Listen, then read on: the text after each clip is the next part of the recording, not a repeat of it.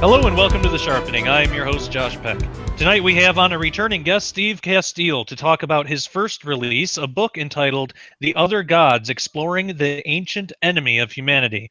I've had the opportunity to read Steve's book, and I got to say, it's very informative and extremely well written.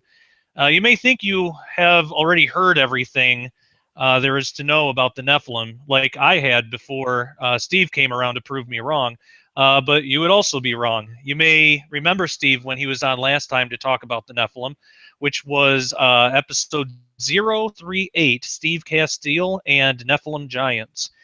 Back then, he was researching for the book he has out now, so it is my pleasure to welcome to the show Steve Casteel. Steve, how you doing? Hey, how are you, man? I'm doing great. Yeah, I got to say, I love your book, and I'll hold it up here because I have a copy of it. So everybody should check this out. And you said there's a slightly different cover on it now? Yeah, I changed just the text color because on the computer it looks like it's good to go. It's all lit up, but when I actually got the copy in my hand, you can't really read it with the black letters, so it's all white now. But it's the same content. Good deal. Yeah, I went through similar problems with my first book, Disclosure, so I know how that goes. I probably had 5 or 6 reissues of that. Well, let's get right into it. The last time you were on, we went through your testimony, so I won't make you rehash that. But what is it that made you want to write a book like this? Well, a lot of the stuff that, number one, I was just writing stuff to try to teach myself a little bit more about the Bible, to start off with. And, I think I said before, it doesn't take long when you get into the book of Genesis, you run into sons of God and Nephilim. And so I really try to get into that. And I found, other authors like Rob Skiba, Minister Fortson, Doug Hamp, Tom Horn. They all talk about a lot of this stuff. And so it really made me dive into it, and just researching and reading and getting into it. And I started writing the stuff down so I would remember. And I ended up putting my point of view with everybody's mixed together and what I was reading myself into blog form. And we talked a little bit about that before. Well, after a while, I ended up having a bunch of blogs.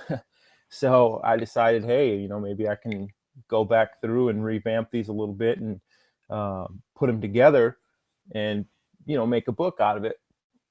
Another thing was, when I started doing all this, and like I was saying, with all the different people, there were so many different opinions about who the sons of God are, who and what the Nephilim were.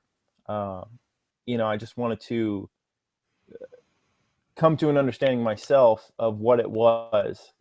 And when I did that, I really feel like there's some guys that I agree with almost 100%. And then there's other guys that I feel like it's not working for me. It doesn't add up for me. So, doing all that work and putting it all together, I decided, other people need to read this, and and then the only other thing was, my whole life, I have always been intrigued by the first commandment, which is have no other gods before me. And I always thought, yeah, maybe that's money. People are worshiping their money. People get hooked on drugs and TV and food and stuff like that. And that's what, my grandmother always told me. She was like the most religious person in the family. And, a lot of the ideas that I had prior to, studying the Bible myself came from her. And, I still think that the money and the drugs and stuff being worshipped is it might be a thing for some people to at least an extent, but I really feel like at the time the commandments were given, there was a lot more going on than people just worshiping money and having to have it. And I think that's kind of where the jumping off part started. It wasn't everything I always had been taught. There's definitely a lot more to it. So I wanted to share as much as I could. Yeah, I absolutely agree, and that was a similar experience I had growing up in the church, and we were always taught that there's only one God, and that's it. But then there are passages like the one that you brought up that seems to be talking about other gods. So so your book is called The Other Gods, and now some might ask, what other gods? Doesn't the Bible say that there's only one God? So who exactly are we who exactly are we talking about here? That's funny because I've had a lot of people say the same thing, like there's only one God, and that is true. There is only one capital God, but even he refers to these other beings as gods. Um, Genesis 31, you have Rachel. She steals an idol that they refer to as their gods, or their God. Exodus 12, you have Yahweh mentioning the first Passover and how he will take the firstborn of all the men and all the beasts, and he also executes judgment against the gods of Egypt. And that's taken right from the New King James Version. I mean, so even he is saying himself that there are other gods. There are definitely plenty of Bible verses that mention that. You have Exodus 23, Numbers 25. I can read some of these if you'd like, but Deuteronomy also mentions other gods, and that's the wording of it is either the patriarchs or just the Torah, Yahweh himself. They're calling out these other gods, and there's definitely more to it than just Yahweh as being the one and only God. As I said before, idols. They're definitely, the handmade objects people were worshiping. You have the Ashtaroth poles that people were building outside of their temples and worshiping fallen angels known as the Watchers from the book of Enoch. There's no real mention that they were getting worshipped, but I feel like if people were calling you gods and you had taken on the flesh, I feel like it doesn't take a really long time. You might start falling victim to the sins of the flesh. I think I point that out in the book that I heard other people say, and it just kind of clicked to me that it only makes sense if the fallen angels, they have the spiritual bodies, but they take on physical form, and I feel like you'd have to be able to procreate. In that human form, I feel like maybe they started enjoying some of the sins of the flesh and decided to stick around, or maybe they got stuck and they couldn't go back. I'm not really sure, but you also have the giants. I mean, if you're bigger and stronger than everybody else and you can force people to worship you, I feel like maybe they were doing that. And you have the Canaanites and the Jebusites, and there's just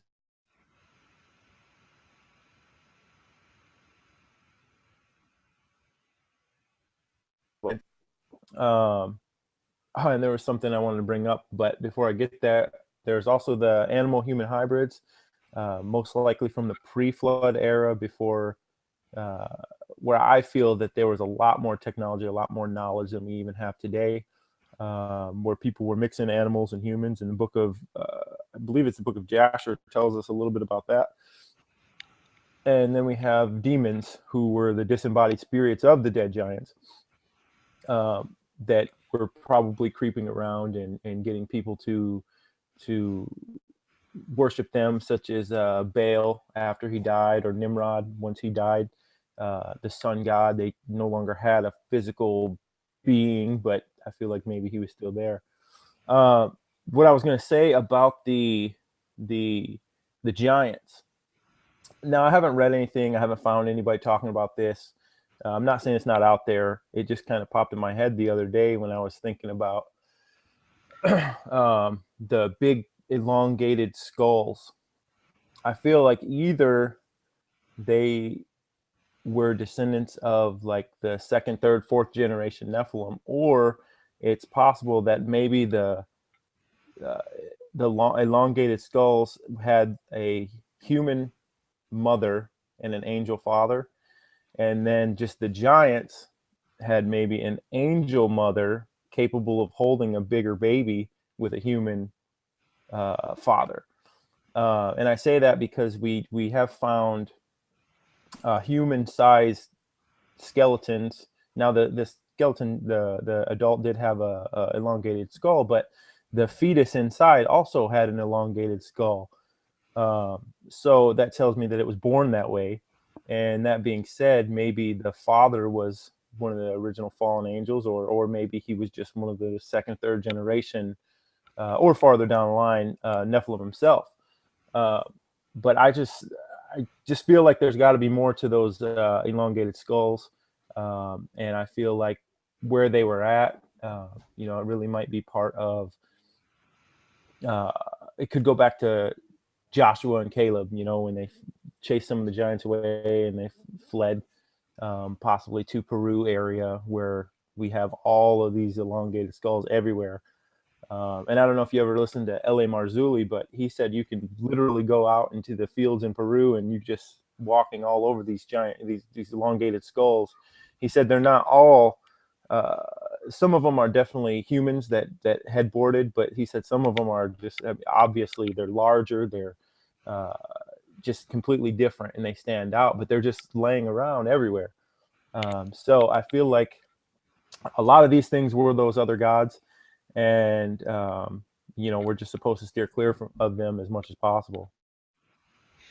Yeah, absolutely. I agree. That's a really interesting point you bring up about the possibility of fallen angel mothers, and as far as I know, I haven't heard that either. Most are under the assumption that angels are only male, but there is a passage in the book of Zechariah that talks about the two stork women that are. I believe are fallen angels. It seems like after an angel falls, they have the ability to maybe change gender somehow. And there's also false goddesses, all throughout the Bible, the Queen of Heaven and things like that. But that's a really interesting point. I haven't heard that before.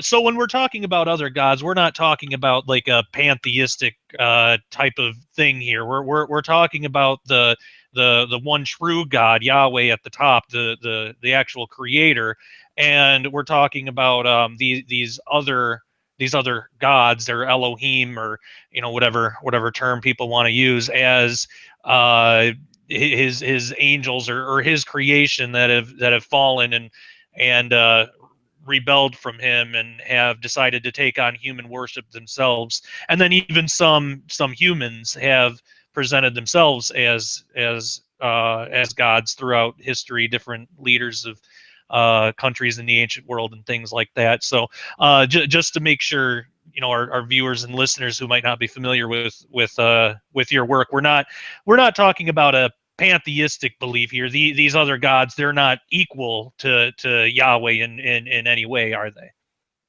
Oh, in no way, shape, or form. In my opinion, they're very similar to Adam. Maybe a little bit higher since they are angels, but that's really where I draw the line. Is you have Yahweh, God of heaven, and then you have all, and I feel like it's the Book of Enoch points to a specific class or a specific type of angels that did this class. And it was funny that you said it that way. I actually just had a conversation with a guy on Google Plus today, and he was asking me about my book, and I just told him, I feel like it's that the aliens, because it was an alien group. I said I feel like what we call aliens are actually fallen angels. So he was like, "Wow, that's interesting. I never heard that." And I said, "Well,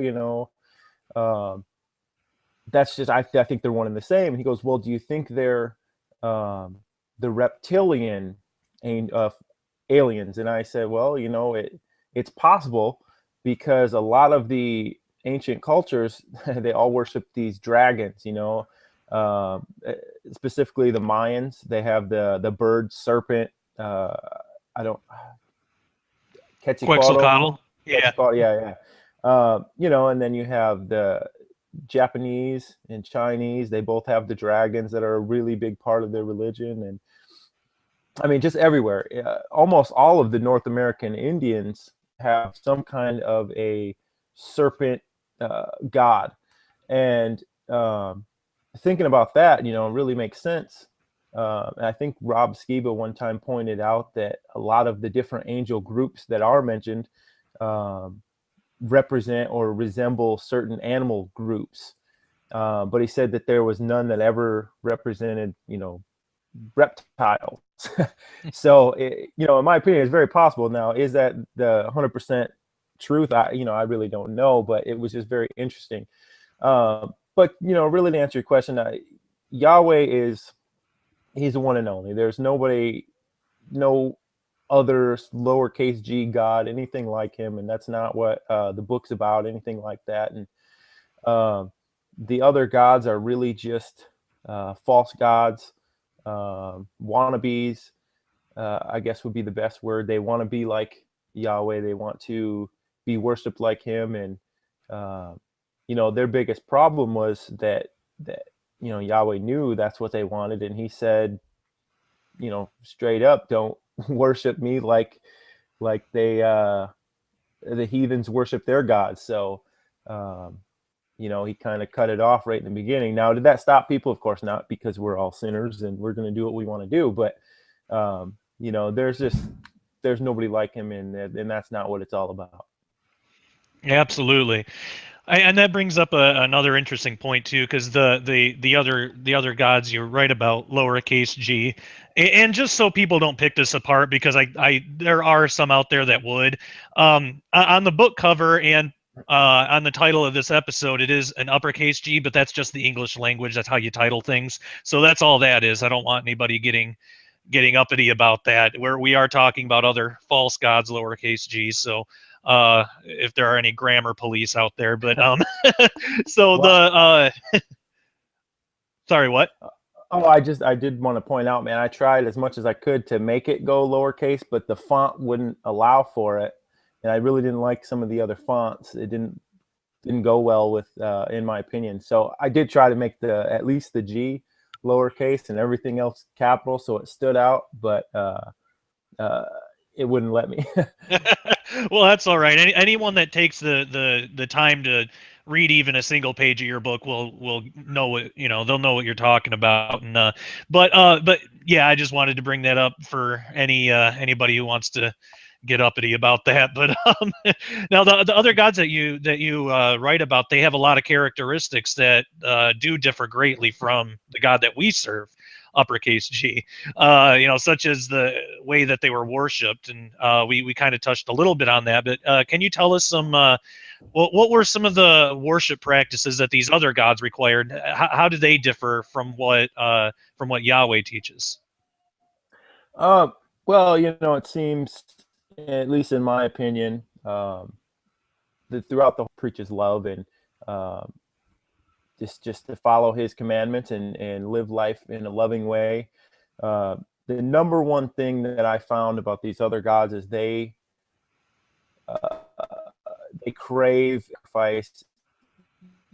Usually, I guess, would be the best for them. And, that's like one of the things, Deuteronomy 12:31, you have Yahweh saying, I think that's the verse I was telling you about. You shall not worship Yahweh, your God, in that way, for every abomination to the Lord, which he hates, they have done to their gods, for they even burn their sons and daughters in the fire to their gods. So definitely the blood sacrifice, the sacrifice through fire, that was something that really stood out to me. Going back to the Mayans, one of the things they did was they would take little babies, brand newborn babies, and they would bash them in order to spill the blood onto specific mountains, specific worship sites, just in order to appease their gods. I don't. I'm not an expert in Mayan or anything. I only know what I know through some of the courses I took in college. But man, it's just really, when you start relating that stuff to what you know with the Bible, it really stands out. Another thing that I noticed was the sexual immorality. There's Canaanites. They commanded religious prostitution for the god Baal. And what that means is they would have temple prostitutes, both male and female. Sometimes you would hear, or you would see the high priest or the highest, I'm going to say high priest because I don't really know what they were called, but the highest leader of the temple would impregnate some of these women. And then after 1 year, the child would be born. You would have like a short little time, and then that child would be sacrificed. And specifically the whole sexual immorality, the priests were not supposed to be, they were supposed to be, I guess, kind of like what we would call monks. They don't have sex. They devote their entire life to God. And just to have that high priest doing exactly what Yahweh says not to do, I mean, that's just kind of jumped out at me. Another thing they would do is they used mediums, and they communicated with the dead. They would try, in my opinion, every ghost that we ever know, even if it's an innocent looking little child, they are all demons. There's no real ghosts. It's just demons, and they're showing themselves, and it's just a deception. You might see your great grandmother standing at the end of you wake up, and sure, you're scared for a second, but then it's like, oh, hey, that's grandma. She could only be here for good. She's always loved me. But I reject that completely. I think that she's there to deceive you. She's going to somehow, she needs to possess you. She is a demon. It's not who you think it is. And the only thing that they can do is, they need a body. I mean, they don't have one, so they're going to try to get in you. But so those are the three big ones is, the blood sacrifice, the sexual immorality, and the use of mediums and communication with the dead. All of those things are commanded directly against from Yahweh, but they seem to be everything that the other gods were looking for. And I really feel like there's a reason that Yahweh commanded us against that stuff, is because either it was already going on or he knew it was about to happen. So he had to do something to try to help at least his people, to not sin or to not an evil way. Yeah, definitely. And you bring out a lot of really interesting points there, and it is true. A lot of the cultures, the other cultures, what their gods require is directly opposite of what Yahweh wants from us.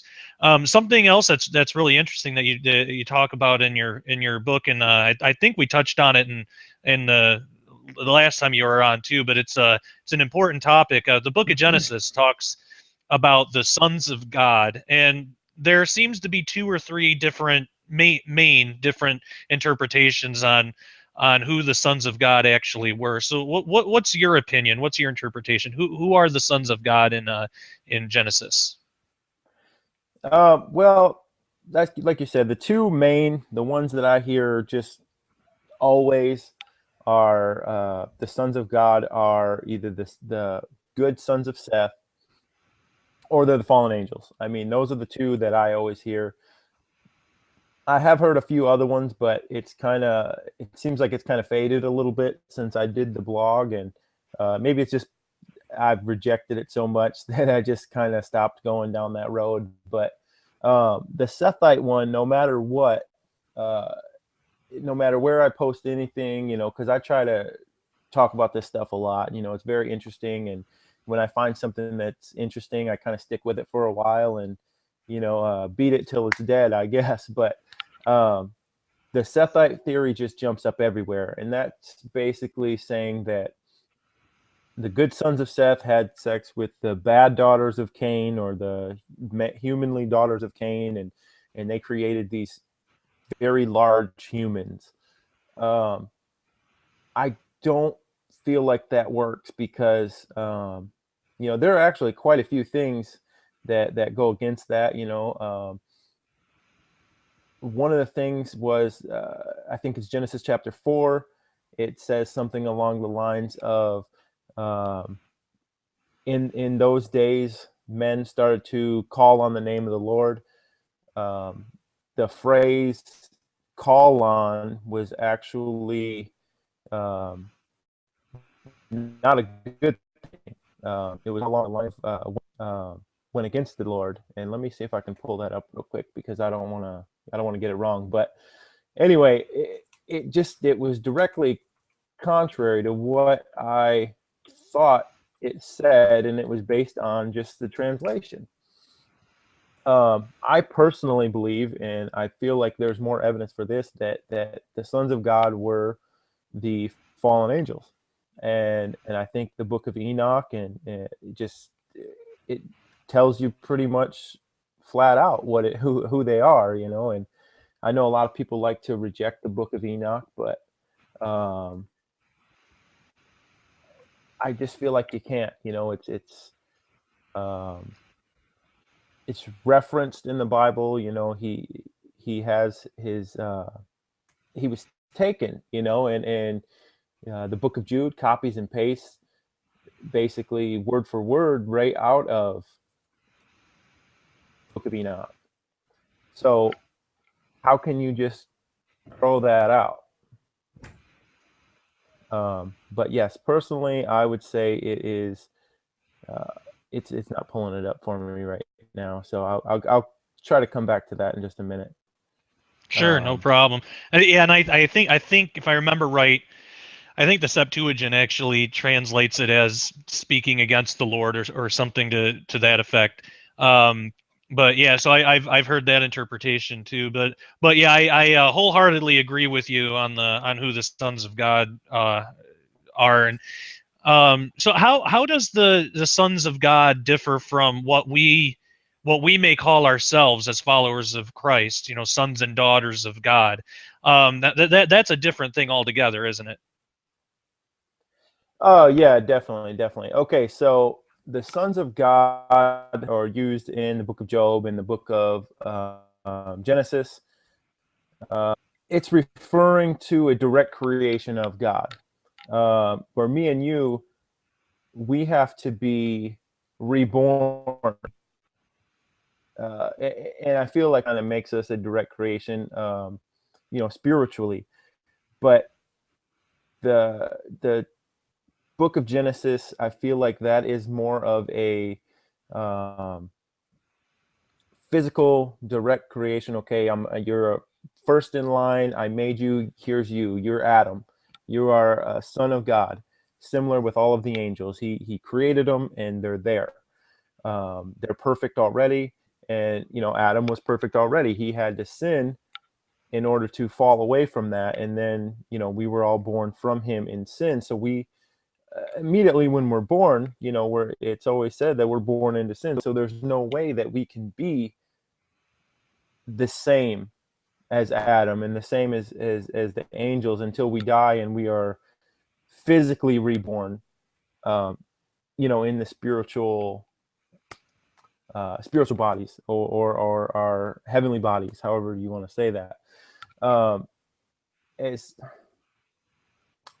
I just the book of Job really just the way it tells you,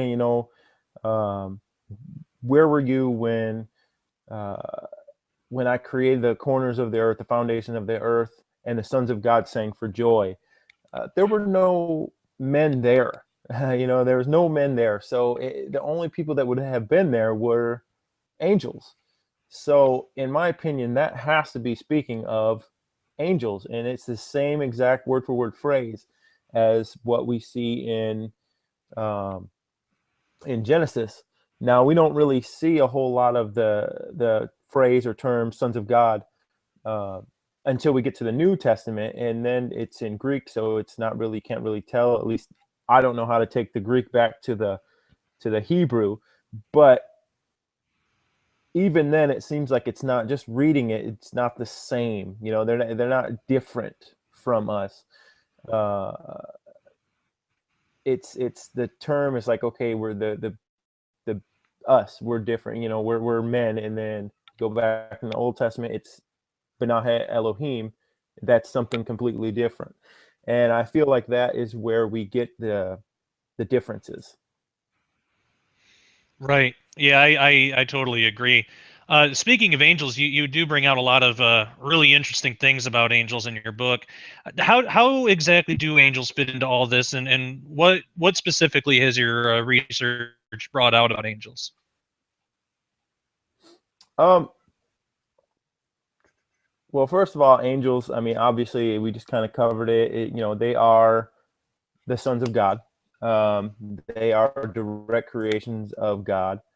Um, the We do see some of the stuff I touch on. Um, Angels throughout the Bible, they have specific supernatural abilities, and supernatural abilities we kind of see in some other mythologies. And I feel like it's very possible that the fallen angels that had sex with the humans, whether male or female, and I know, like you said, there's not a lot of evidence for female angels, but I I feel like, why not? Why there's no I don't really think there's not a lot of evidence against it. Yeah. So it's Yeah. kind of arguing from silence. Just because it's not there doesn't mean it's not there. Um, but anyway, I feel like the those same supernatural abilities could be transferred on or passed along to their children, and who were the Nephilim, the giant, the different type of other god, and like Greek mythology, we see a lot of. I use Greek mythology a lot. Let me just say this real quick, because all through high school, it's like my favorite thing. My favorite subject is to learn about the Greek gods, and it was just, it's the most interesting subject. Obviously not anymore, because I found out that the Bible is just amazing, and they have all of the same stuff, and it's the good guys. But uh, so I do refer to Greek mythology a little bit in the book, but some of the stuff that we read in the Bible is these angels had the ability to blind men. Uh, they had the ability to shapeshift. They had the ability to control the weather. And there are different specific things that happen in Greek mythology that match up to those same abilities. Now, I have to believe that the Bible is not mentioning all of the different abilities that angels possessed, and that's why we see so many other abilities from Greek mythology that you can't match up to the Bible. But I still think that they were passed along from those angels, um, and especially the earlier generation Nephilim, with the Zeuses and Hera, and maybe even Hercules, some of the bigger ones, the bigger names that we still talk about today.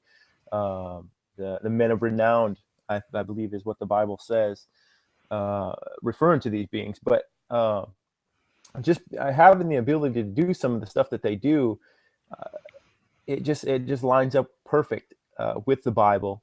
And granted, they're not, everything's not in there. I feel like what is in there is enough to give you a good foundation on where to start building, and how that works out, how they're the same. I mean, if you can do one thing, well, there's three, right? There's three different things. There's the control the weather, the be able to blind men, and to um, change physical appearances. Those three things. You have Zeus, he's able to do it. Hercules, I think, was able to do some of it. Um, but the Bible says you need 3 or more witnesses. I mean, there's 3 things that match up on both sides. I feel like it works. I don't see a problem with it. Another thing I feel like when we start getting into these last days is that angels, fallen angels specifically, and aliens are very possibly one and the same. And I think I talk about this in chapter 9, maybe 8, one of those two. And I say that because a lot of the stuff that we see now with aliens is the same stuff that you see back in any kind of historical mythology with their gods. So if we see that all these historical gods were doing the same stuff as what we call aliens now, and we see a lot of the same stuff, weird things in the sky, people being taken, abducted, babies being implanted and then taken away. I mean, all that same stuff, you can find a lot of that stuff in ancient cultures. And I go into a little bit of that with the Bhagavad Gita, in Hindu Bhagavad Gita. And there was a woman who was impregnated. She was given a mantra, and then she could get any god that she wanted to come see her if she just said this certain thing, and she did the thing. The god showed up, and first thing he said was he wanted to have sex. It goes right back to Genesis. She kind of got scared. She wanted a baby. He gave her a baby without ever having sex. She was able to keep her virginity. So says the story, but she was impregnated. There's really only one person that can do that, and that's a god who can impregnate somebody without ever having sex with them. And now I don't think, obviously, I feel like that specific thing is kind of an exaggeration, but the fact that they believe that kind of stuff tells me that these gods or aliens from heaven came and were able to do this stuff. It's the same stuff we have today. They're being artificially inseminated, so it's very possible that that's what happened then. I don't feel like it was the same thing that happened with Christ, but artificial insemination, I guarantee, is possible then, like it is now, especially if they were just as advanced, or if not more, than we are today. And I feel like we're going to start seeing a lot more happening with the aliens. I really feel like the aliens, the fallen angels, could be part of the locusts that come from the bottomless pit. The bottomless pit, in my opinion, could very well be rather than a hole in the ground. I know everybody, it's always been they come out of the hole in the ground. They come out of a hole in the ground. Bottomless pit opens up. Couldn't it be? Because we really don't know what space is, and as far as we know, space is the universe. I've always been taught is an endless, open, vast area that never ends. So wouldn't that make more sense than the center of the earth being a bottomless pit? There's a bottom. I mean, so if that's the case, and the locusts that come out of the bottomless pit, if you think about the heavens rolling up like a scroll, opening up the dimensions and the space itself, and then you have your alien invasion. They just happen to look like locusts or whatever was the different things that they're described as from Joel chapter 2 and Revelations chapter 9. In my opinion, that fits, and that's why it's kind of a big deal to understand and know who the other gods are from ancient times, because it's very possible we're going to see them again. Whether or not they're going to look the same or act the same, I don't know. I feel like we know what they look like, and now I don't know what they look like then, but we do get to see statues, and they look like dragons and lizards. This version now, I don't know. I feel like that's why it's kind of important to understand and know who and what they were then, and how that relate to us or our children or grandchildren sometime in the future. Definitely.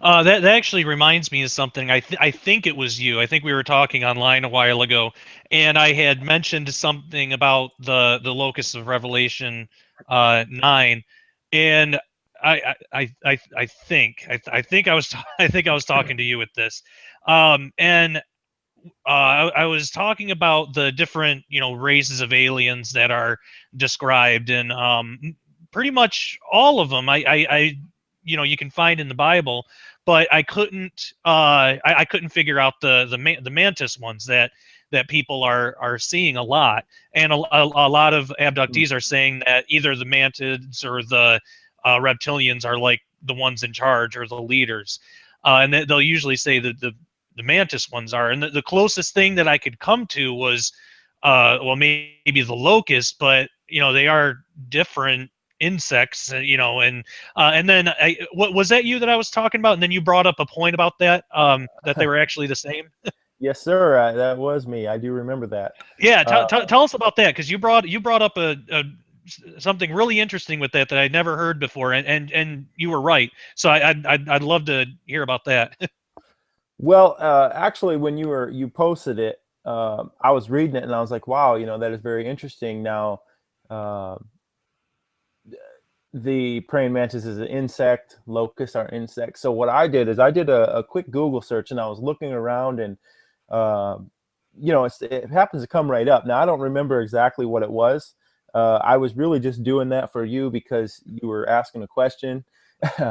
And it was interesting to me. It goes back to the Nephilim stuff and the angels and aliens, and so I don't really remember what exactly it was, but I do remember our conversation, and yeah, I do remember that the praying mantis was actually a type of locust. It was a specific type, but it was still it was either all of them or a specific type of the praying mantis was considered a locust or a form of locust. And that really jumped out at me, and that was why I was so quick to get it back to you, because I was like, dude, it's the same thing. We can't just let that go. That's it's happening. I don't. Yeah, absolutely. Yeah, I thought that was so interesting, and yeah, I meant to follow up with that, and I haven't had a chance yet. But yeah, I'm glad that you brought that up, because that was news to me. Well, anyway, getting back to the to your book, uh, throughout the Bible, we see this constant struggle between God and Satan specifically. So, and you bring this out a lot in your book. What exactly is Satan's plan, biblically speaking, and then also what does it have to do with us today? Well, a lot of this part of my belief I have to attribute to L.A. Marzulli.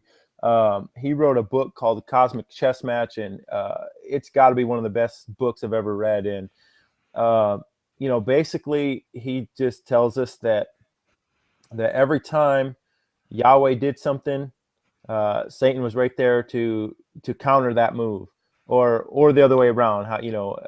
With whoever made the first move, I feel like it goes back to before the Bible was written. So I would imagine Satan did something against Yahweh and he counter moved, but only outmatched him completely. But definitely L.A. Marzulli and his book Cosmic Chess Match turned me on to this. But Satan's whole plan, it seems like, is to destroy the seed of man. Immediately after Adam and Eve, they ate the fruit from the tree. Adam blamed Eve. Eve blamed the serpent. So Yahweh told the serpent, "Hey, I'm going to put enmity between you and the seed, and you're going to strike his heel, and he's going to crush your head." So, if you were ever told, this person or this specific line of people are going to kill you, your number one goal would be to kill them first. So if you kill them, you're going to be okay. So His goal, it seems like he has two. Number one, to kill the seed of man, the seed of Eve, which turns out to be Christ. And the second goal kind of goes along with seeds. In doing that, he can prove that Yahweh is a liar. And if he can prove Yahweh is a liar, then he wins. It proves that the Bible is wrong. And if he can do that, then he wins. Something that we see constantly is his attack on the word. Right now, especially here in the United States, just recently with gay men, we hear so much stuff along the lines of like attacks on Christianity and attacks on the Bible, and how the Yahweh's word is outdated. That's a big thing I hear. Oh, if you believe that, then you're this big long list of bad words, just repeatedly, and all that stuff is saying its whole point is to try to prove that the Bible is wrong. When the whole New Testament, everybody says, oh, Yahweh, Jesus, he made man this way, so why would he hate him for being gay? Well, the whole New Testament, and it's not just the Old Testament, but throughout the New Testament, you read that homosexuality and any kind of sexual immorality, I'm not saying it's just homosexuality, that's just the big thing right now, but we're talking adultery, lust, all of that stuff is wrong. And if we start to accept that, it's not really proving God's word wrong, but it's proving man's interpretation of God's word to be wrong. And doing so ultimately kind of shows that Satan is better than God, at least in man's eyes. Now, overall, do I feel like our salvation hangs on this stuff? Not really. I feel like if we are saved and we know we're saved, I'm not saying it's okay to go out and continually sin, but to understand all this stuff, the whole other gods and the struggle between Yahweh and Satan, does that matter on our salvation? I don't think so. I do feel like it probably helps you out a little bit. If you really know where he's coming from, you're a little bit more able to follow those rules, a little bit more able to accept what he's saying, and it's not hate against gay men or gay women or adulterous men and women. It's not that we hate them. How can you say you love somebody but stand by and continually watch them sin? It's like saying you love your child but tell them, go ahead and touch that hot stove, I'm not going to stop you, you'll figure it out in the end. Nobody does that. I don't want to see my child get hurt because I love them, just like I don't want, I'm going to say, homosexuality is wrong, adultery is wrong, because I don't want my brothers in Christ to be hurt the same way, but I feel like it's all related to how Satan's plan is to prove God wrong and kill his seed. And to prove God wrong and kill a seed, number one way you can kill a seed is if you have no men and women creating babies, procreating. If there's no babies, you kind of achieved your goal. And I just wanted to make sure I brought up a reason why I'm talking about that stuff. It's not like a soapbox here. It's just that it does relate back to what I was saying, and if you don't have men and women having sex and creating babies, you don't have the seed. If you get the right two people not procreating, then you did your job and you were able to stop the seed of Eve. And I feel like that was one of the things that Yahweh was trying to squash before it ever happened. Yeah, I definitely agree with you on that. And that brings up another interesting point too, is because the way that the way that Yahweh did that was through the flood, and this has been something that's had a lot of contention throughout the years. And I mean, I love the discussion. I don't hold firmly to one position or another. I lean towards one, but and this is something that we talked about the last time you were on, but I'd like to revisit it and see if you have any new insights on again, something that I've always been curious about. There are two or three main different ideas to explain how the Nephilim or the giants came back after the flood. And again, like I said, I don't hold tightly to any of these. The two or three that I'm aware of, I can see any one of them could be possible. I lean towards one because it seems to make more sense. But I'm curious, what do you think happened to explain the presence of the Nephilim in the post-flood world? Well, my personal opinion. Well, hold on. I'll come back to my opinion at the end. All right. So the three that I've heard, number one was more angels. They just kept coming back after the flood. They were here. They did it again. Number two, somehow, some way, Yahweh allowed the DNA from the fallen angels onto the ark, and they were preserved just like all of the different animals somehow.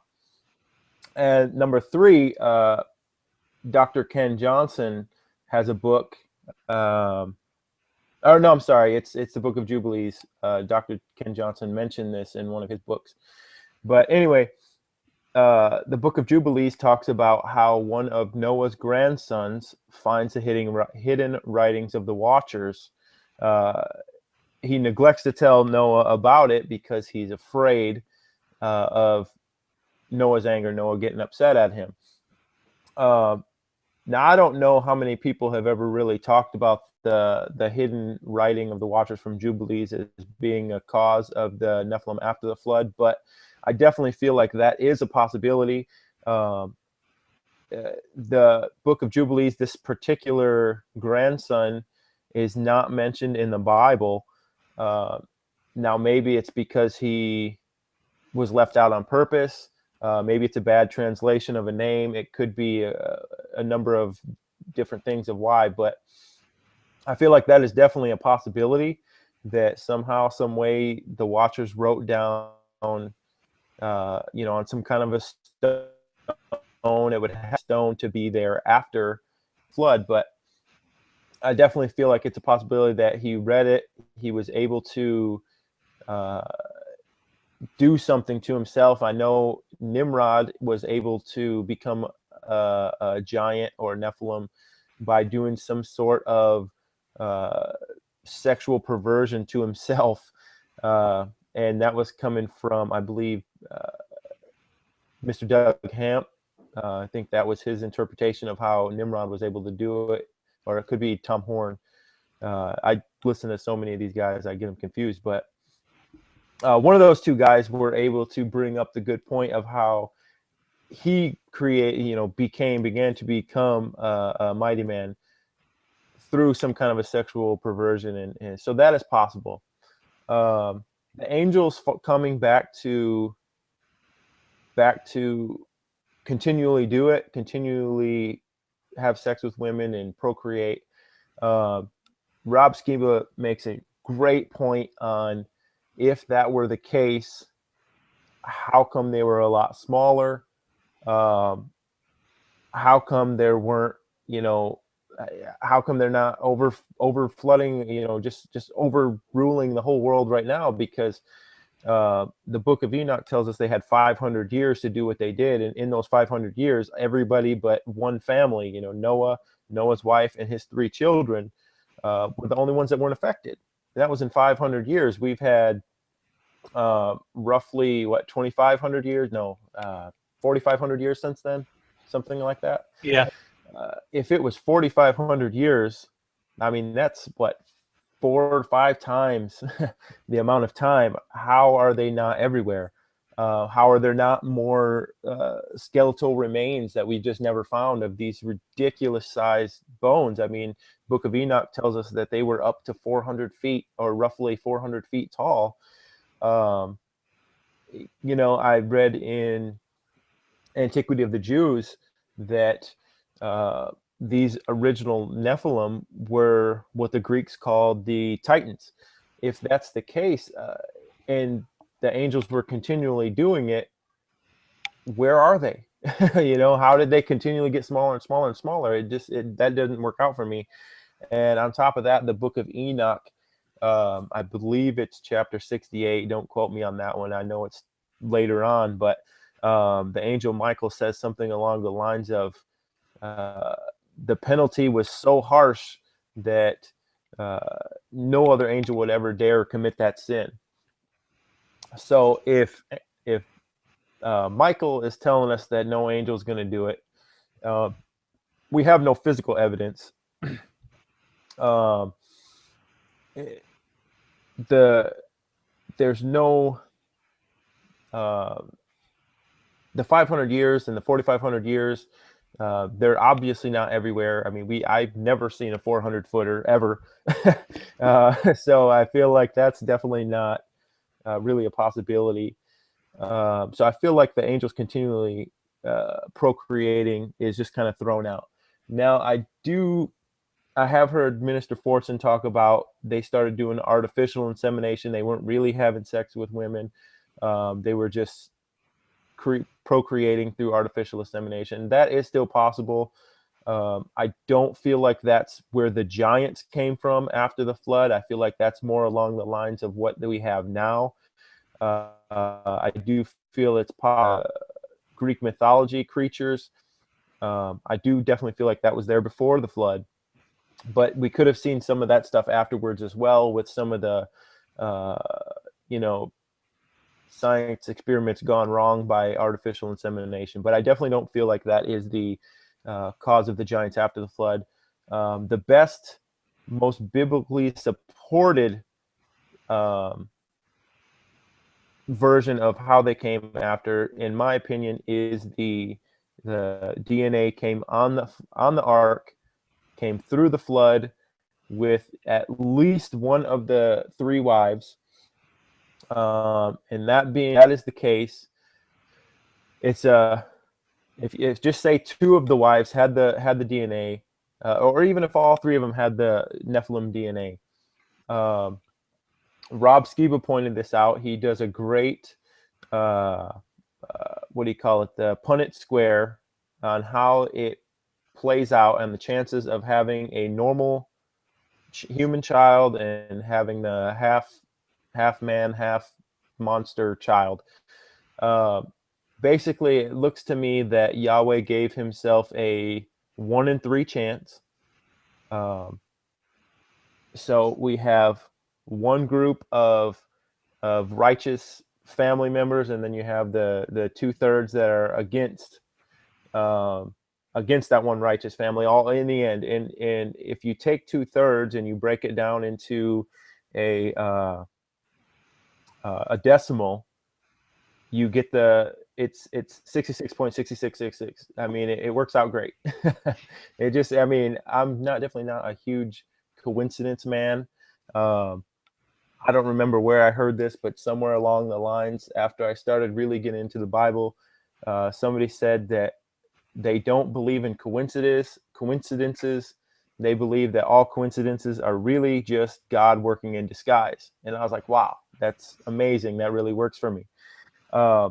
So that was just one of those coincidences. If it's 2/3 and it comes out to be 666 and those are the bad guys, I mean, that works for me. But so one of the arguments that I've heard is, well, if the whole point of the flood was to wipe out all these giants, then why would Yahweh allow for that same DNA to get on the flood and just happen again? Well, that is a good question, but I don't feel like it's a bad idea, because if you start getting into a little bit outside of the Torah, get into Joshua, and even I think even Deuteronomy and Numbers, but you see Joshua and Caleb, they're going out and they're killing all of these Nephilim giants, all of these other gods in all these other cities, and they come to I don't remember her name. They come to this city, and this one girl helps them out, and I don't remember her name. Rahab. Rahab. And they said, first thing she says was, "Oh, you're the Israelites. We're all afraid of you. We know that your God is with you, and we're all scared." So if you look at it like that, in the end, if God allows for just a small amount of Nephilim DNA to come on, even outnumbers himself just a little bit, it all goes for his glory. He had other cultures all around that part of the world were completely scared to death of these Israelites. So they were safe. They weren't going to attack these guys because they were scared of them. And these guys were able to go over and take what God promised them, because these giants were afraid of them, and the giants were afraid of them. And these are people's gods, dude. Our gods are afraid of their gods, so we better follow them. It in my opinion, allowing the DNA to get on the ark was a good thing. And I didn't want to lead off with that because people would probably turn it off. This guy's crazy, but after saying why I feel that way, I think it makes sense. I mean, it was for Yahweh's glory. It was a positive, and I just feel like that the Nephilim blood on the ark was definitely the only realistic way for me. I am a little bit firm on that. I definitely don't believe that angels continue to have sex with humans. The Noah's grandson thing, it's possible that it a little bit some way, one way or another, but it's really possible that could have been, that hidden writing could have been something completely different. As far as I know, that was a way to the animal human hybrid. Could have been those kind of Nephilim, what we're doing today.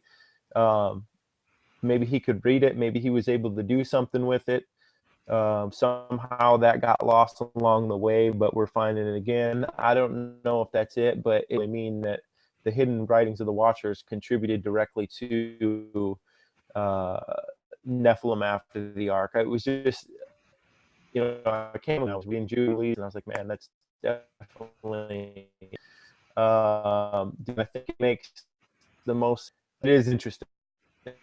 That would be the best way to leave that one. Yeah, I hear you. Bring up a lot of interesting points, and yeah, it's definitely something to think about. And that by the way is the opinion that I lean towards as well, because it's the best one that can be, like you said, the most biblically supported, and I've heard the best arguments toward that point. So that's the one I lean toward as well for all the same reasons. Something else that's interesting, and I'm glad that you get into this in your book, because not a lot, there aren't a lot that will touch this topic, or if they do, they'll go into it assuming one position or another, and don't really take the time to explain it. But you do very well in your book on this. There's a few different ideas to explain demons, what they are, and where they come from. What exactly are demons, and how do they fit into all this? Okay. Well, in my opinion, demons are just the disembodied spirits of the dead Nephilim. The reason I feel that way is because the Book of Enoch comes right out and tells you this is who they are. It's there wasn't a lot of brain work for me for this one. I can't say that I'm 100% on board with the Book of Enoch being inspired works similar to the canon, but at the same time, that doesn't mean it's not true. I don't really know. I feel like if it was in the Bible at one point, the Book of Enoch, still in certain copies of the Bible now, I don't feel like it's a good book to just completely throw out. So when Enoch tells me this, the dead Nephilim, and because they were not part of God's plan, they were here basically unlawfully. he didn't, when they died, he wouldn't allow them to come to heaven. He wouldn't allow them to go to hell. They were just, Enoch says that they were bound to the earth to torment men for every generation. And if that's the case, they're bound here to torment men. And then you go to the New Testament, and you read that we don't fight against flesh and blood. We fight against spirits and powers of the air. And if we're fighting against spirits, and the dead Nephilim are demons, and they're the bound to the earth to torment men, and we're being tormented by spirits. I mean, we're talking the same thing here. We're just using different words. So in my opinion, that's it. They are the disembodied spirits of those original Nephilim, and probably all of the Nephilim. Any being that is not part of God's plan, that similar to maybe the animal-human hybrids. God really doesn't like us mixing stuff. He didn't even like us mixing clothes in the Old Testament. So mixing human DNA with animal DNA probably wasn't part of his plan. I also feel then, I think I said this earlier, they were also other gods, a specific group of other gods. I feel it was kind of similar to what I was saying earlier, along the lines of, we had a king. The king died. The next dead person say, hey, I'm a ghost now, but I'm a god when I died. So now you have to worship me.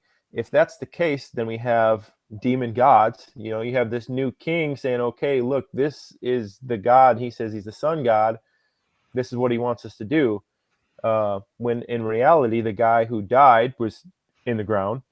And one of these demons saw an opportunity to jump in there and say, hey, I'm going to figure out a way to take over somebody's body. I'm going to figure out a way to get people worship me. If I can, maybe if I can get them to kill a couple of their children, I would be able to have a new body. Well, it's if I can get them to create one of these animal-human hybrids, I can possess that body. I can be worshipped as a god there. I'll be stronger, faster, bigger, whatever, smarter than them. And I feel like that's part of who the demons are. Any ghost, like any ghost at all, is, in my opinion, 100% they're evil. There are no good ghosts. The little laughing kid down the hall, I don't care who you are. If I'm sitting home alone and I hear a little baby laughing in the other room, a little 2-year-old, I'm scared to death. I'm not really thinking that's a nice spirit. It's freaking me out because it's not normal. So anything that can make me feel scared like that, it can't be good. I don't feel that Yahweh is in any way, shape, or form going to try to make us feel fear. So that's got to be definitely has to be, any spirit, ghost has to be evil, in my opinion. And I really feel like the whole demon thing and who they are and what they were doing, I feel like they're still doing it today. I know they're still doing it today. I mean, the Bible tells us they're still doing it today. But I feel like that is the reason for the commandment that we're not supposed to try to talk to the dead. We're supposed to steer clear from that. Ouija boards and all that stuff is not something we're supposed to mess with. I feel that God was trying to cut it off before it happened. Again, we're all sinners, and we're going to do what we want no matter what. So we continue to try to do that stuff. But I feel like that's the reason. If we open up these doors for these demons, they're able to come into our lives, attach themselves to us. They're able to manipulate us without us even knowing. I feel like that's one of the biggest reasons why we have such a big drug problem. you open yourself up to one of these demons with drugs or sexual promiscuity or whatever, and now they're on you. They're able to control you. You're basically being possessed without even knowing you're being possessed. So it makes me feel like over the past, what did we say, 4,500 years, they got pretty good at it. You had the guy from what was his name, Legion, from the Bible. Christ sent out all of those demons into the pig, so we know that they're able to do this stuff. They're able to possess men. They're able to make men do stuff that they don't normally do. I mean, they said the guy was crazy. He couldn't be held down. But after he was, exorcised, all the people were stunned. Like, isn't that the crazy guy? He's sane right now. What's going on? So I definitely feel like that ghosts and demons. I don't think that demons are fallen angels. I do know that was an argument that I heard, that demons are fallen angels, that demons are aliens. That doesn't work for me. Book of Enoch tells us who they are. I feel like the fallen angels, they have a body. The aliens have a body, because I feel like aliens and angels are the same. So they're not really the spiritual beings. Throughout the Bible, when you read that men came across the angels, they would instantly bow down to them, and the angels were like, oh, don't do that.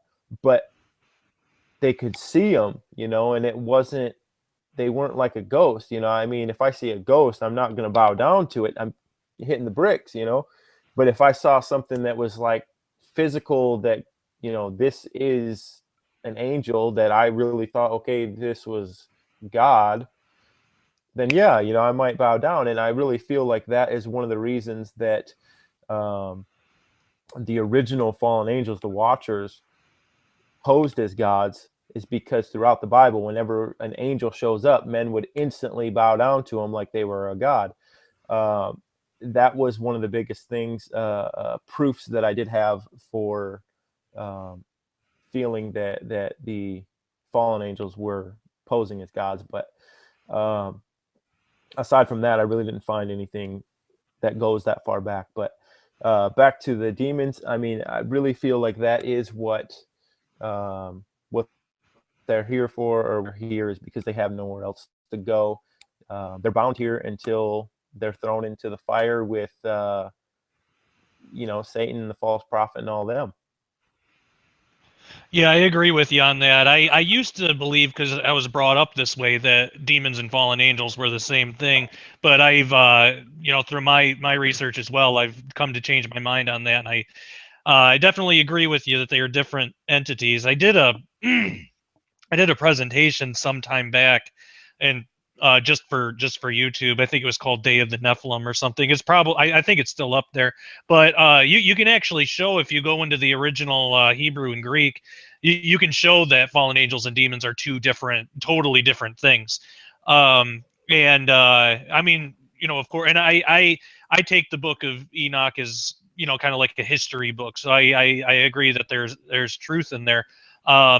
And it does just come out and say that, which is convenient for people like you and me who don't have a problem with that.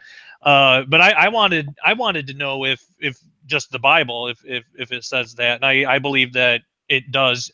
You got to go into the original languages to find it, but I believe it's there. So if people are interested in that, I think that presentation is still on YouTube. So talking about fallen angels and demons, these other gods, how do you think the other gods will fit into end time prophecy in our day and in the future? Well, I think I covered a little bit of that earlier. I do feel like we're going to see them again. I feel like the demons are here now. They've never left. They can't go anywhere. They're stuck here. So the demons are everywhere.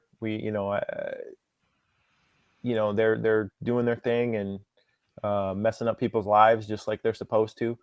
The fallen angels, I don't know if you've been watching excuse me, I don't know if you've been watching a lot of the Facebook stuff, but here in Texas, there was the big cobblestone floating in the sky or whatever. Now Yeah. I didn't see it. I didn't see it personally. And I'm not saying that that thing was even real. It could be, you know, a number of things, but I have noticed that it seemed to be more and more and more alien sightings, you know, as the months pass. And if you just listen to L.A. Marzulli, you know, just one show, he'll tell you that what does he say? They're here, they're burgeoning, they're not going anywhere, something along those lines. And you know, he's not wrong. The aliens are everywhere. I think the number one show on TV right now is the show Ancient Aliens. There's got to be a reason for that. People are interested. They're seeing this stuff. They are talking about this stuff. You know, the whole idea for evolution seems to be falling apart. So panspermia is really kind of taken over.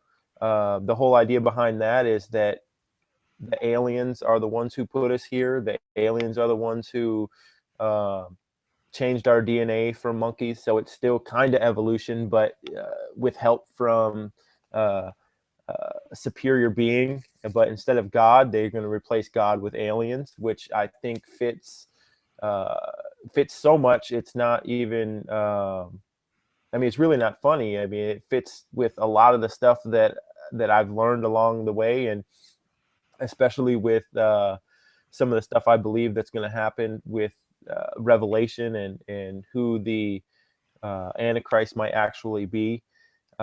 If, in my opinion, if Christ is the Son of God and he is able to perform miracles, I feel like the Antichrist is going to be pretty much the same. He's going to claim to be some kind of a son of God. He's going to be able to perform miracles, and just those two things alone kind of remove the idea that it's going to be a regular man, in my opinion. Now it could be, you know, I really don't, you know, have the 100% truth on that. It could definitely be a man, but I really think it might be, we'll have our little initial alien revealing, and it won't be long after that we will see the man of sin, and he might be an alien or a fallen angel himself, and he'll be here, and he's going to be able to do some of the stuff that we already covered. He's going to be able to possibly feed a multitude. He's going to be able to manipulate some of the weather. You know, he's going to be able to do just miracles, you know, maybe give sight to the blind. Maybe he'll be able to do that. You know, if we know that angels are able to take away sight, I definitely feel like they're able to give sight back, you know. And it might be one of the secrets from the hidden writings of the Watchers. I'm not sure, but I really feel that I'm like 95% that the fallen angels and the Locusts from Revelation and Joel are one and the same. If that's the case, then it fits 100% right into the end times. And if that's the case, then the leader over the Locusts from the bottomless pit most likely won't be a man. It will be a fallen angel, you know, another one somehow. Maybe that one will be Satan's artificially inseminated son with a human. That would only fit, you know, considering that Christ was Yahweh's son from a human. The Antichrist may be half man, half fallen angel, have a lot of the knowledge and power from Satan himself, but maybe look a little bit different. You know, as far as I know, he's going to show up with a big cone head. Mother, fallen angel father. If my theory is right, those were the cone heads because they were smaller beings. So we might have an Antichrist with a cone head. I don't know. I'm just kind of, there's the end times. I'm working on a new project, and I'm going through a lot of this stuff with the end times, and that's something that I'm starting to read stuff, and things are popping into my head like this would make sense, this would make sense. And in my opinion, uh, the Antichrist being, for example, Barack Obama doesn't work. uh, I see that every single day. Yeah, Uh, me too. I mean, it's it's interesting. There are a lot of stuff that seem to match up, and that's great. Yeah. But it's not all there. Aside from that, the entire Bible is Middle East based, around Israel. I really don't feel like the Antichrist is going to be from the United States. It would be completely opposite of everything. It doesn't work. I've also heard that United States uh, is Babylon, or Mystery Babylon. It's also the whore. It's everything, and you can't be everything. So for that out, it doesn't work for me. Mr. Pastor Jim Staley does an awesome job on the one and all that. If you get a chance, it might be good to check that out. Passion for Truth Ministries. Anyway, that's why I feel that the fallen angels and the demons are always here. They're never going to go away at the very end.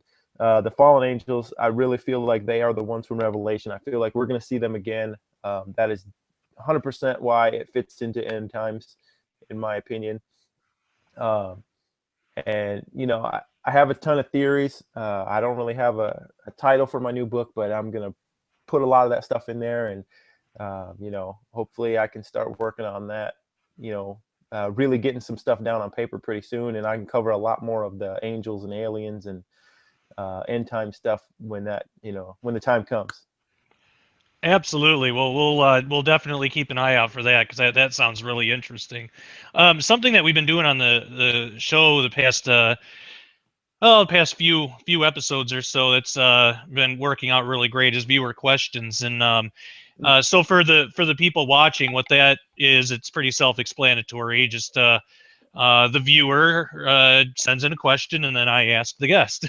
So the way that you get the opportunity to do that is if you go to Facebook and look up the Sharpening Facebook group and join it. Whenever I get a new guest, I'll put a post about it, and then give you the opportunity to ask your questions, and then I'll ask them. I'll ask them on the show.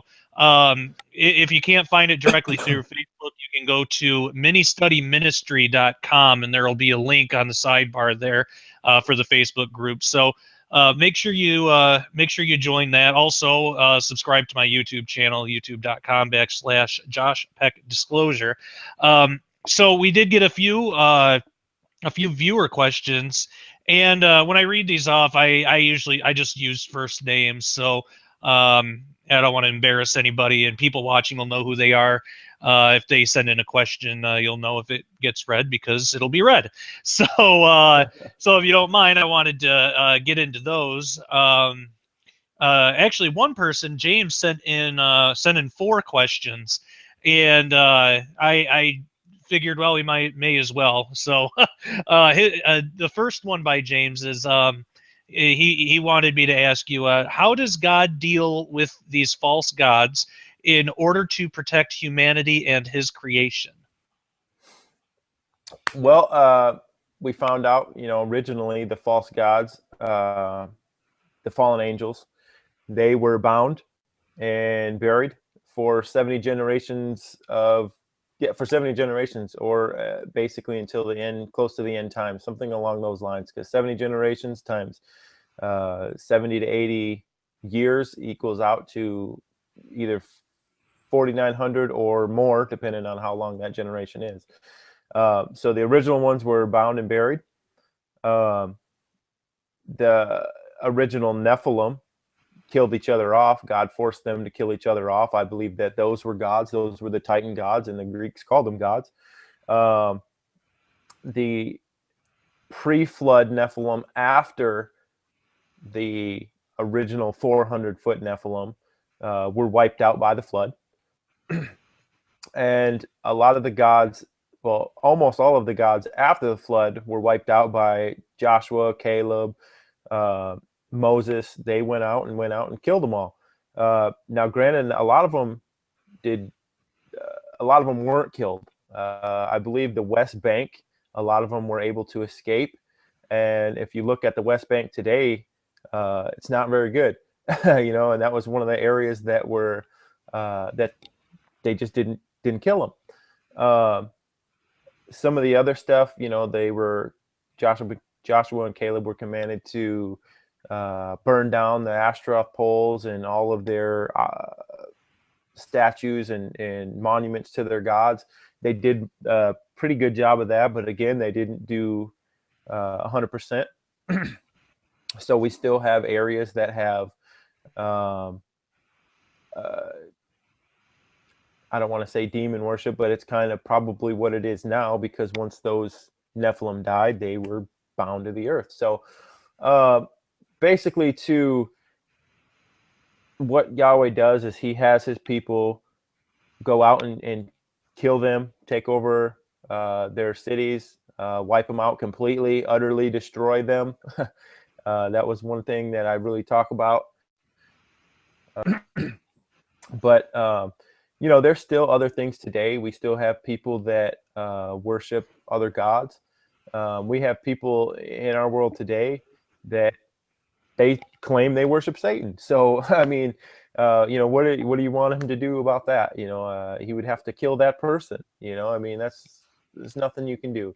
But he does what he allows you to choose your sides, and he tells you the ending and then let you choose after that. So that's really probably the best answer.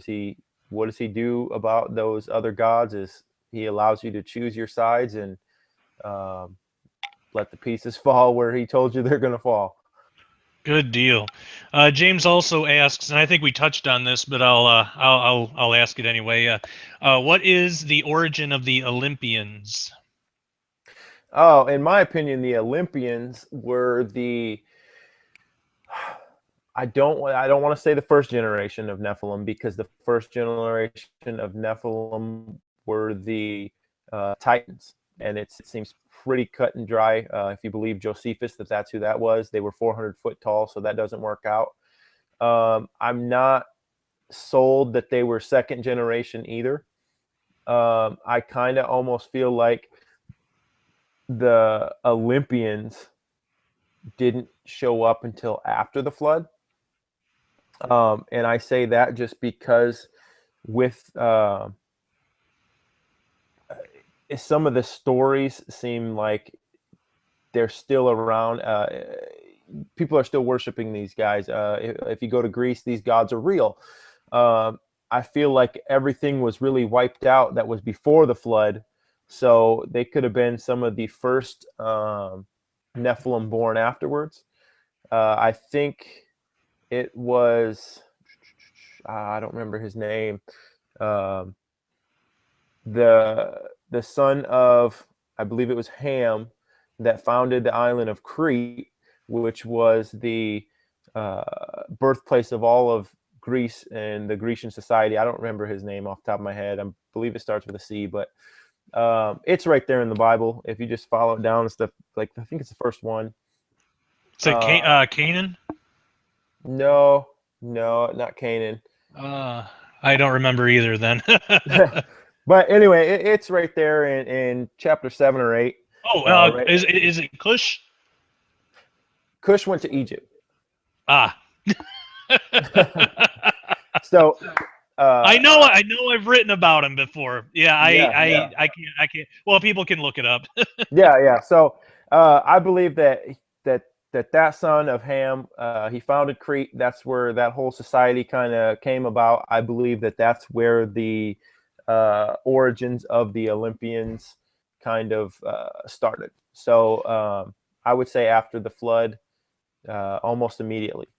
Good deal. I think you kind of answered the next question too, but I'll ask it in case you have anything to add.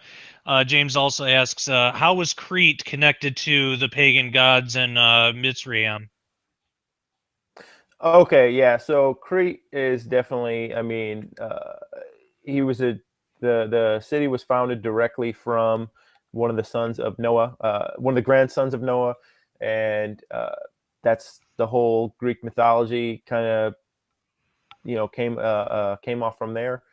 I really don't know a whole lot else about the origins as far as that goes. Okay, yeah, no problem. He also asks, there's two more of these. He also asks about the origin of the Sumerian / Babylonian gods, including Ishtar. How do they factor in terms of God Yahweh versus the other gods? Uh, Ishtar, I believe that is the same being as Ashtaroth and Isis and Diana. They are all known, like all three, of another name as the Queen of Heaven. I think I really get into this a little bit in the book on who they are. The Bible calls her Ashtaroth and Diana, depending on who's talking about where they are, and it's just the same people. It's the same person. So uh, that's really she just has different names. If you go to Egypt, I believe it's Isis, and she's the Queen of Heaven, and she's the one that we're supposed to stay away from. She's the one who kind of started the whole uh, some of the sexual perversion stuff inside of the temples, inside of their synagogues, the ancient churches or whatever. So, uh, as far as Mizraim, I'm not really sure. I just feel that she is mentioned in the Bibles also, just by a different name. Good deal. The last question that he asks, how can the saints of the Most High prepare for the return of the false gods and stand on the power of the kingdom of God through Jesus Christ? Uh, Definitely to be prepared, you have to know what you're being prepared for. So, and that's kind of what I'm doing. That's kind of the reason why I wanted to write about this stuff and give it out to, get it out to other people. Uh, Anybody who I can talk to about this, I try to do that just so they know what might be coming. But I feel like to be prepared for an enemy, you have to know your enemy. You have to know what they're going to do and what they do, and how they do it. And the Bible repeatedly tells us that we shouldn't be deceived. So obviously, the one thing that they're going to do, these fallen angels, the enemies, they're going to try to deceive us. So we have to be prepared for that. We have to know what they're going to say. And, like I said, that was one of the reasons I wanted to get into this, is to really learn what we might see again. Secondly, you have to know what's coming. And that's why I'm going into this next book about, tribulation and stuff like that, is because to know what's coming is the only really way you can be prepared for what's coming. Because if you're sitting at home watching TV every day, never learning, studying anything, it's going to be very easy for you to be deceived and to slip into an area or a place or a mental state that you don't want to be. I mean, if you're sitting at home flipping channels every day and you turn on the news and you have aliens invasion, and you got, for example, President Barack going out shaking hands and saying, "Hey, these guys are nice. These guys are here to help us." That's never going to be the case. But if you don't know that, it's very easy to say, "Okay, well, let's listen to them then." And they're obviously smarter than us. And if you don't know what you're looking for, um, you're out of luck. So to be prepared, you really have to know your Bible, know the prophecy.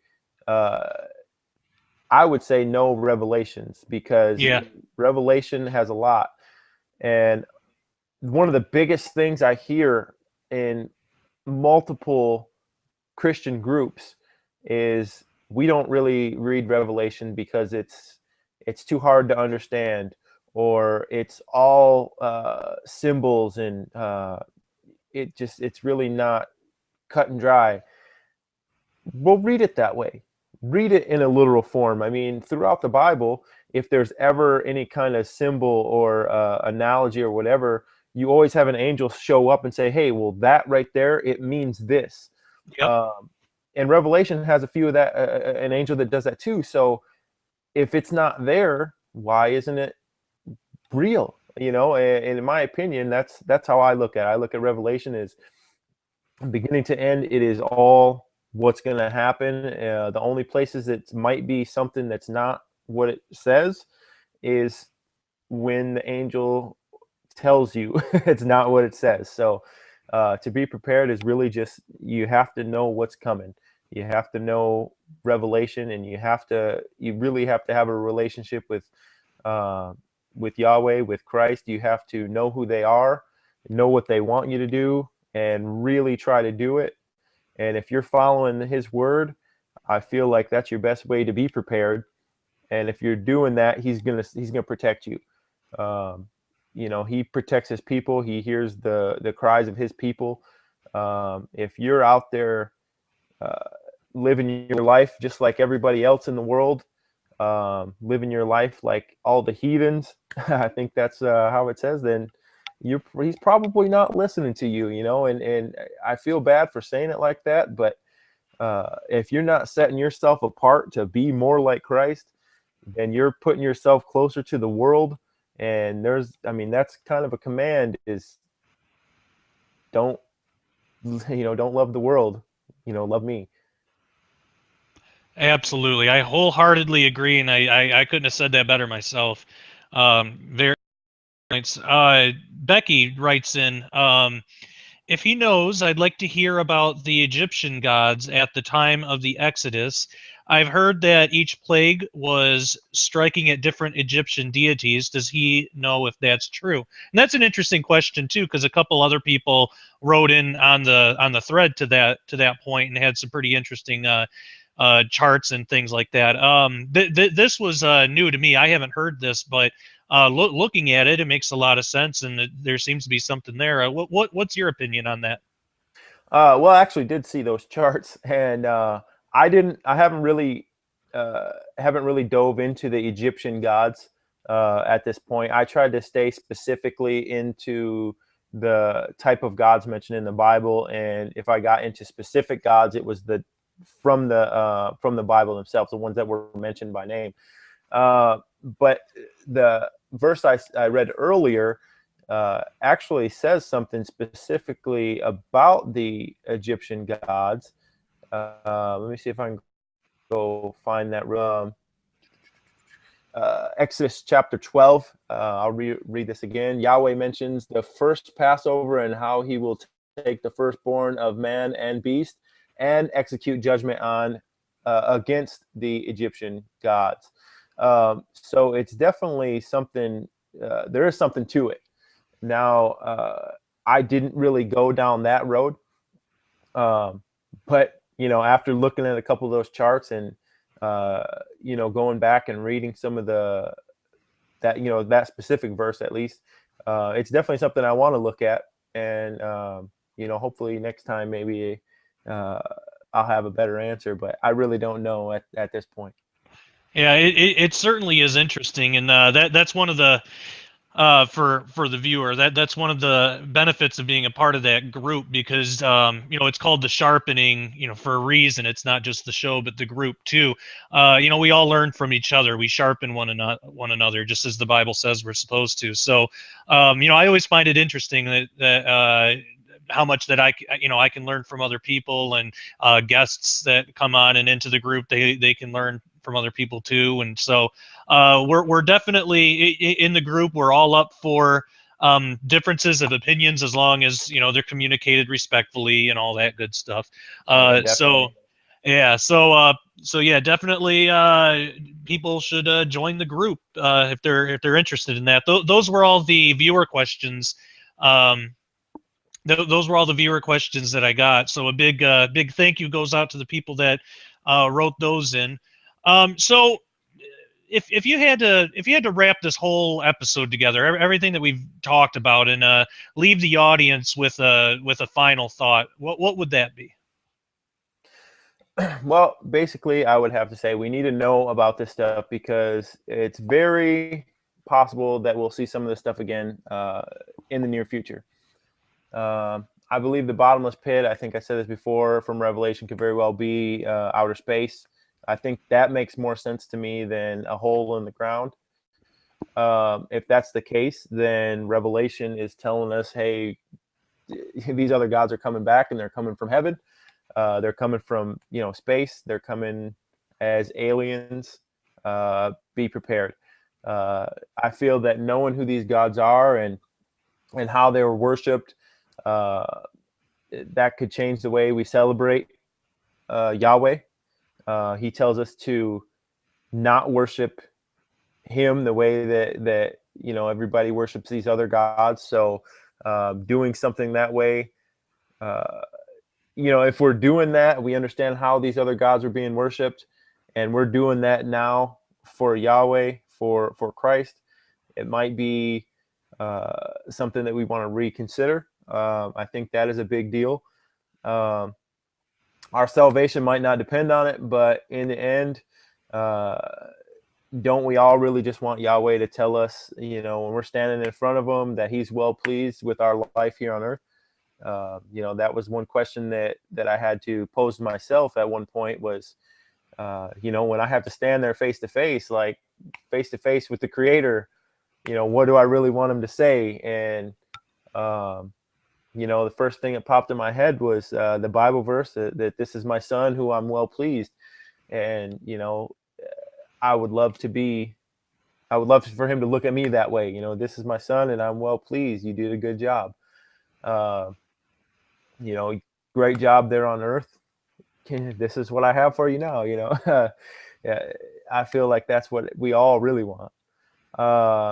And then something else is the way you live your life. What if, and I want everybody to really think about this, what if every sin that we commit equals to a drop of blood that fell from Christ's back? That's really how I look at it. So I don't really want to be the cause of even one drop of blood that fell, from Christ, let alone multiple lashes that he had to endure. Now I understand that the human body obviously doesn't hold enough drops of blood to equal all of the sin in the world, but I just feel if I look at it that way, like every time I do something and, the Holy Spirit tells me, dude, what are you doing? That's a sin. That guy cut you off. He obviously in a hurry. Don't cuss him out in your head. I feel like when Christ was here, he upheld every bit of the Torah. But not only that, he stepped it up to a whole other level. So not only were you not supposed to commit adultery, but you're not supposed to even lust after a woman. So if that's the case, we're not supposed to kill somebody, we're not supposed to hate, then we shouldn't think about hating that somebody, if that's the way Christ is looking at things, if he's stepping it all up. So, so I just feel like, dang, every time I get really angry at somebody for something, that's another lash, that Christ had to endure. And in the back of the book, I put a picture of the whip. It's called a flagrum that they hit Christ with. And it's handheld, and there's anywhere from 3 to 7 small whips that, leather stripes that come off of it. And on the end of each, there's a little hook. And basically what they did is every time they hit Christ on the back and pulled it off, they were ripping chunks of skin off of his back. So I feel like every time I'm sinning, I'm just adding to that punishment of Christ. And that's not something I want to do. And that also forces me to want to know what God considers sin. You know, what is considered sin, and I need to steer clear from that altogether. So the whole purpose of learning about all of these other gods is, and you know, the things that might come in the end, it all goes back to my love for Yahweh. Um, I don't want to be a cause of any of his pain. And I feel like if we know who these gods are and how they were worshipped and how we're doing some of the same stuff that they were doing back then, we can turn away from that and really, uh, you know, draw closer to God in the end. And I really want. Absolutely, and I really couldn't agree with you more. You said that beautifully, and it definitely gives everybody a lot to think about, and certainly gives me a lot to think about too. So I really appreciate your thoughts on that. If people want to find out more about you or your work or order your book, where can they go? My book on Amazon. You have the paperback for, I believe it's $13.39, and you have the Kindle version. I think it's $4.39 or $4.49. That's really the only place it's available right now. I'm actually talking to one of the churches that I go to right now, and I'm going to see if I can sell it, you know, in their bookstore. I'm not sure if that's going to work out, but I'm going to ask. To see some of my other work, it's STV Casteel at blogspot.com or .blogspot.com. I have a few other things I've written that's posted up there. Some of the stuff that's in the book is on there, just short blog versions of it. Definitely not as in depth as the book. I have just really, that's it. I'm trying to add some more stuff to the blog spot, especially now that I'm working on this next book. I'm going to start putting up short blogs that I'm going to use when I really get into the next book too. So stvcasteel.blogspot.com. You can check out my stuff there, and you can get the book at Amazon. Good deal. Well, it looks like we're about all out of time. I can't thank you enough for coming back on the show. This has been an absolute blast, and you're a great guy to talk to. Hey, man, my pleasure. I'm glad you had me back on. I had fun last time. I had fun this time. You know, I can talk about this stuff all day. Anything dealing with the Bible is my favorite topic. So, you know, I definitely look forward to coming back once I get a little bit more stuff written. You know, I'm kind of excited. Yeah, absolutely. I'm excited too. We'll definitely have to have you back on. I'm sure you're going to be a returning guest, so viewers can be looking forward to that. And let us know when your new book comes out, and we'll have you back on. Oh yeah, definitely. I will keep you posted. You know, I'm part of the Sharpening myself, so I love to share stuff, you know, as much as I can on there. I do have a Facebook group myself. I forgot about it. It's kind of new, but I've been trying to keep some stuff on there, especially concerning the tribulation, which is going to be my next book. And it's just tribulation of end days, and the word end is all capital. If you just go to Facebook, type it in, it pops right up.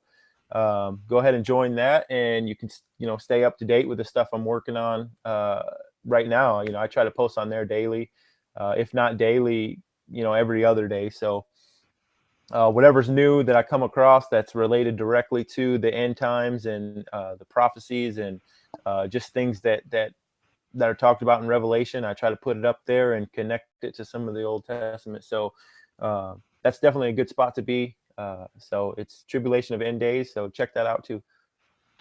Absolutely. Yeah, everybody should check that out as well. All right. Well, it does look like we are all out of time. So again, that was Steve Casteel, author of this book right here, The Other Gods, Exploring the Ancient Enemy of Humanity. And I have to say, it's an excellent, excellent book. I'm not just saying that because I wrote the foreword. I'm saying that because I genuinely believe it. I highly recommend Steve's work. You definitely won't regret it, whether it be his blog or his book or even the interviews on the Sharpening. And it's always refreshing to know that there are still plenty of things to learn, even on a topic such as this. We just barely scratched the surface of Steve's book. There's a lot of nuggets of information found throughout his work. But yeah, it's always a good thing when it may seem every stone has already been turned over. Then someone like Steve comes along to prove that notion wrong. So that's a good thing. Check out his book. If you would like to find more episodes of The Sharpening, you can do so at ministudyministry.com and my YouTube channel, youtube.com/Josh Peck Disclosure. Also, if you care to help support Mini Study Ministry, you can do so at ministudyministry.com. There's a donate link there. Your donations go to the everyday running of Mini Study Ministry and help bring you more episodes of The Sharpening, as well as more books and other materials, things like that. As I say in every episode, I'm going to say it again. Please only donate if you feel God leading you to do so. If you're not sure, or if you don't feel led, you can always pray for us. We can always use more prayer. A lot of times that's more effective anyway. We're not 501c3, so your donations aren't tax deductible. It's not that we're against that or anything. We're just not. And I'll never be the kind of person that's going to promise extra blessings from God or a miraculous tenfold return on your money or anything like that. We're not in the business of making promises for God. But what I can promise you is that your help, be it prayer or financial, is greatly appreciated. It keeps us going, and it's the only reason we're able to continue doing what we do. So all that being said, this has been The Sharpening, and I am your host, Josh Peck. As always, take care and God bless.